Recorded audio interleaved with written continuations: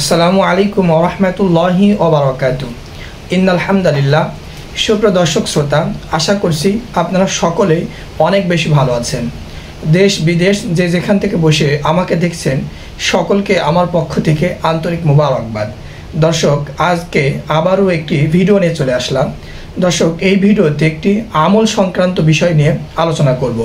তো দর্শক, ভিডিওটি না টেনে সম্পূর্ণ দেখার বিশেষ অনুরোধ করছি।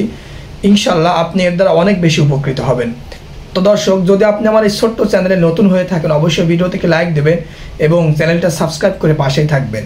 তো দর্শক, আজকে আল্লাহ তাআলার একটি ছোট্ট গুণবাচক নামের আমল নিয়ে আলোচনা করব। দর্শক, অনেক সময় আমাদের এমন হয় আমাদের মনের ভিতরে খুবই ভয়ভীতি থাকে। আমরা ওই ভয়ভীতি নিয়ে রাস্তাঘাটে চলতে পারি না, রাত্রে ঘুমাতে পারি না। খুবই ভয়ভীতি আমাদের মনের ভিতরে কিন্তু বসবাস করে। তো দর্শক, আজকের এই আমলটি চমৎকার একটি আমল।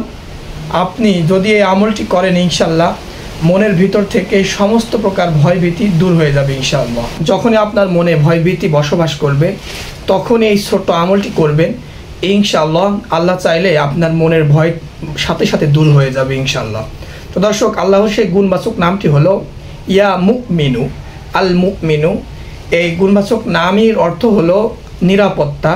তো দর্শক, যখন আপনার মনে খুবই ভয় ভীতি থাকবে, খুবই ভয় কাজ করবে, তখন আপনি আল্লাহর এই গুণবাচক নামটি 630 বার পাঠ করবেন। 630 বার ইনশাল্লাহ পাঠ করবেন। আল্লাহ চাইলে ইনশাল্লাহ আপনার মন থেকে সমস্ত প্রকার ভয় ভীতি দূর হয়ে যাবে ইনশাল্লাহ। যখনই আপনার ভয় হবে তখনই আপনি আমলটি করবেন ইনশাল্লাহ সমস্ত প্রকার ভয় ভীতি দূর হয়ে যাবে। তো দর্শক, আজকে এখানে ভিডিও শেষ করছি।